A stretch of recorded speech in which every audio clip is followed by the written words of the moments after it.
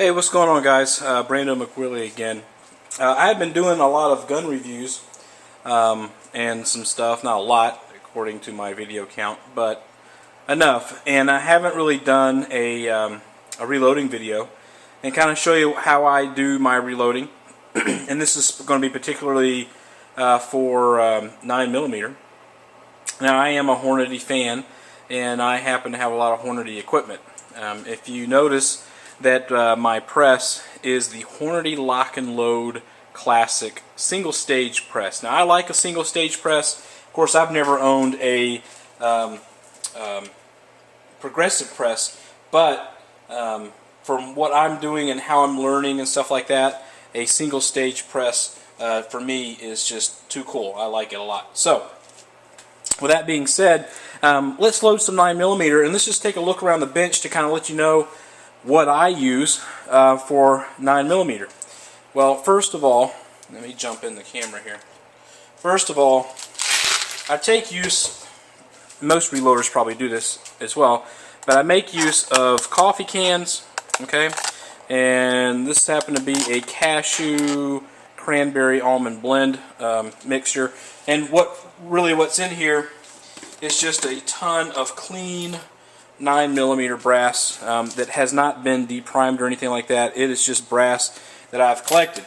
Now, I also have, swing the tripod over, other coffee cans full of brass, and I got another one here that's full of unsorted brass that I just collect as I go shooting and find the brass on the floor.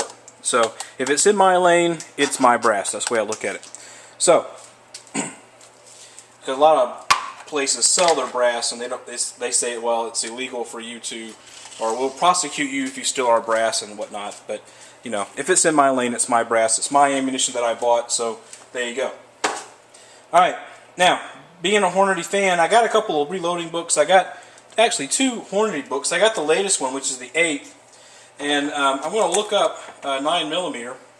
I should probably look up my old one because the old one actually has it bookmarked. But the 9mm rounds has a couple different loadings, and it depends on, of course, what grain bullet you're using. And I am going to be using 115 grain bullets today. And here we go. So, and I'm not sure, actually I'm going to take the camera off the tripod because that's just a pain to try to do that. So, forgive me. So, here I am looking at my Hornady manual. And I'm going through, I'm looking at 9mm Luger, and then I'm looking here, here's the 115 grain bullet selection, and this is a Hornady manual, so it's going to have a Hornady bullets that they have available, and one of them is the XTP. Now, do I have the XTP bullet in 115 grain? Heck yeah, I do, because all the Hornady stuff gives you these free bullets, so I've been getting free bullets and kind of stacking them up a little bit. I also use a Rainier bullet, okay? I get this from my local gun range, actually. They sell reloading equipment. And that works well for me. So I also have 124 grain XTPs as well. But today we're going to do the 115. I'll probably load the Rainier bullet.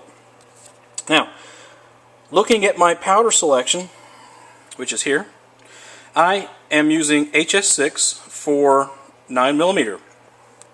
So in order to do reloading for HS6, which is here, okay, it says that the starting grains is 5.7. and it says the maximum grains is 6.4. Okay, that's actually a little bit different than what the previous book had said. The previous book gives me 1 grain higher, actually. Matter of fact, I'll tell you right now, with a Glock 19, if I load 6.0 grains of HS6, the gun will not cycle. It is not enough for it to cycle. And that's why they say to kind of start with the smallest and then work your way up. That's what I did. I started with 6.0, which I think in the other book was the smallest, and worked my way up, and actually am loading around 6.3 grains, actually, and that seems to cycle the Glock very well. Now, I also have a Kel-Tec PF9, and I did have a couple of failures to feed last range session. If you can go look at that video, you can see that happening. And the reason that failed was because I probably didn't have enough charge to cycle that back, or maybe I need to adjust the charge, because those were reloads that I with shooting. I've never shot store-bought ammo in that firearm. No need to, because I make my own. So we have our book here. We have our scales. We have, there's my tripod. We have our powder measure. We have our press. We have a loading block. We also have a case trimmer, which we're not going to use for this application, but we also have a case tumbler. And the case tumbler I've already done. All these rounds here have been tumbled, and they just need to be deprimed, sized, and prepped and ready to go. So let's just do a couple, and I'll kind of show you how that works. Let me put this back in the tripod here. First thing I need to do is get my dies out. Now my dies are already set up. That's one thing that I like about this lock and load system. I put my shell plate in there. Make sure you can see what I'm doing here. Okay. So my shell holder goes in here, and the first thing I'm going to use is my sizing and decapping die. And notice that the Hornady die bushings are already installed here, and the lock ring is already pushed down, and it is ready to go. So when I get ready to load with the lock and load system, that's all I have to do. I don't have to make any adjustments or anything like that. I'm done. Okay, that's why I like this particular system. So in order to size and decap and get rid of this old primer, I just basically put it into my shell plate, okay, or shell holder, and I run the ram all the way up. Now one thing that I need to do with this particular press is put in my priming mechanism there, because what it'll do is it'll actually act as a push and push the empty primers into the black case that you see there. And let me kind of zoom in if I can here so you can see what I'm doing. Okay, so all the way up and all the way down. Okay, and then what I have here is a newly sized and deprimed case, and that just goes into the plate there, or the loading block, and then I basically do that 50 times. Okay, pretty cool, huh? So single stage press, I got to pull that lever 3 times per bullet, basically, almost technically 4 times if you include the priming step. I do that and the expansion at the same time, and I'll show you that in a second as well. So the next thing I need to do is expand the neck of the casing. So expanding the neck of the casing, okay, is basically me putting in my expansion die. And like I said, luckily I use these Hornady lock and load press, okay. And what I do is it just barely expands the mouth of the casing so I can accept a bullet in it. So if I take a look at one of my bullets, and here is a Rainier bullet, okay. If I go and try to put it in this case that hasn't been deprimed or sized, and maybe I've done some of these already, it may not fit. Okay, like this one right here, you know, it's not going to fit very well, and it's going to be hard for me to put that into the press. So if I expand it like so, and then come back and take a look at it with the bullet, then it's expanded just enough to where the bullet seats just barely on there, and I can push that into the press and seat it with my other die.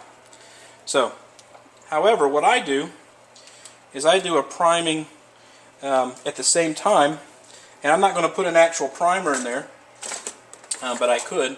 I'm not going to actually do the powder charge or anything like that. But basically I'm using Winchester small pistol load primers, and basically what I would do was take a primer, and I would stick it into this feeder, priming feeder. I would expand, and then I would come back and I would seat that primer right there on the case. Okay, and then so when I pull the case back up, now I have a case that has a primer installed, and it's flared, and I would put that into my loading tray until I had 50 of them in there, or the desired amount that I was making. Alright, so the next step that we do that I'm not actually going to do, okay, because video purposes. I'm going to move my tripod over, and we're going to go to Mr. Powder Station here.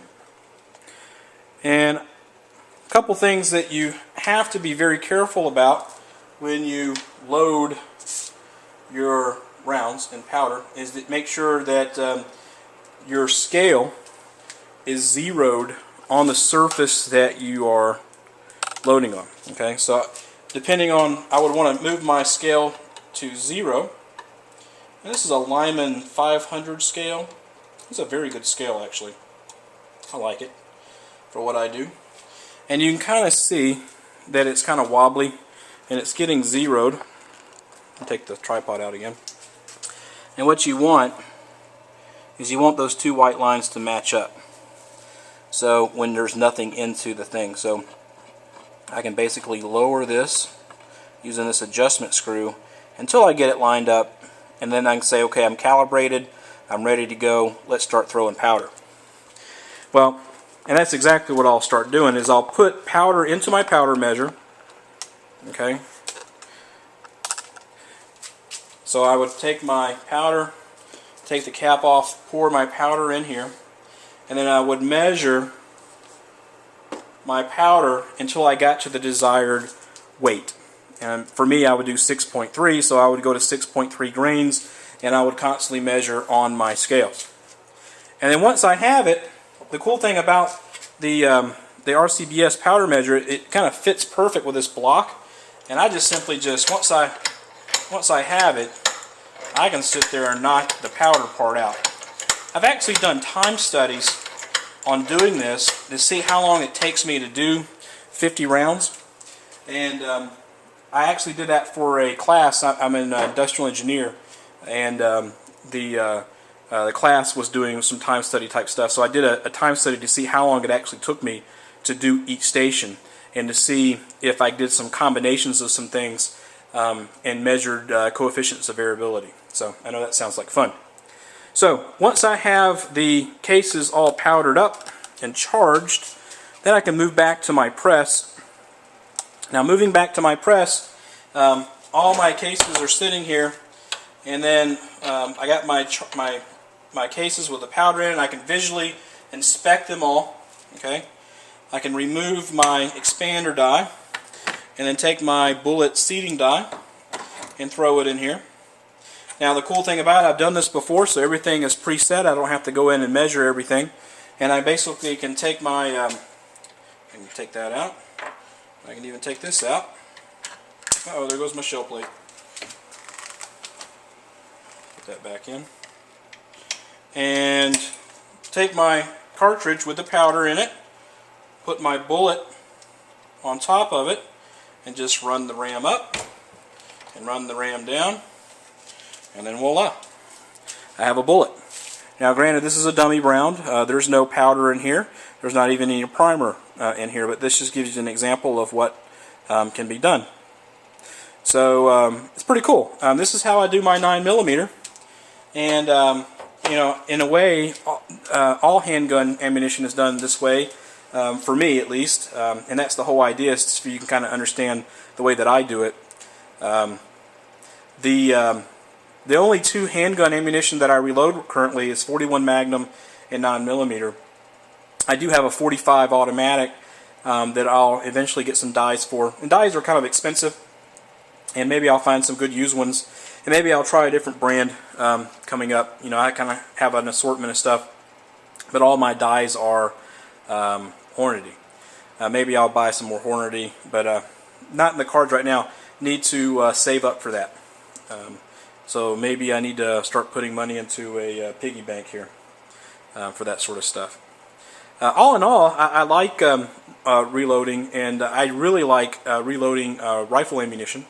And I currently load 30-06, 30-30, and I have dies for a 7mm Remington Magnum that I kind of bought for my father. Well, we haven't reloaded any yet, so I bought that on a whim, and just haven't done anything with it yet. So still need to do that. But the rifle reloading is a lot of fun and very rewarding. One thing that we didn't do before I stop the video, was kind of show you an unnecessary step, and that's basically taking a pair of calipers and then measuring. Basically, you want to measure your case links and stuff like that to make sure you're not off. And this is just kind of to be said that you want this to be in line with what your book is telling you. Your book will tell you what the overall case length is supposed to be. It said for that particular XTP bullet it's supposed to be 1.075, and if you get anywhere close to that, you're doing good. And if you notice here, mine is 1.074, 73 and a half. Okay, so I'm pretty comfortable with that. But that being said, I've had these dies dialed in for a long time, it just, I know that it's going to work. So for me, I'm kind of lazy in that fashion. I'll probably measure 2 or 3 of them as I go through, but once I get rocking, I know that, and I trust my equipment that it's going to measure correctly. And all this is range ammo for me. I don't reload really self-defense ammo, so I'm not necessarily worried about whether it's off a few thousandths or something like that. You know, it's not going to kill me. Literally, it's not going to kill me, so I don't worry about that. So, cool. Anyway, that's basically it. You know, I hope you guys like my range setup here, or not my range, but my reloading setup. If you have any questions on reloading, you kind of know what my experience is reloading, and maybe I can help you guys out, and maybe you can help me out too. So if you have a comment, please comment, and if you want to subscribe, I would really appreciate it. You guys have a great day, and you guys take care. Bye.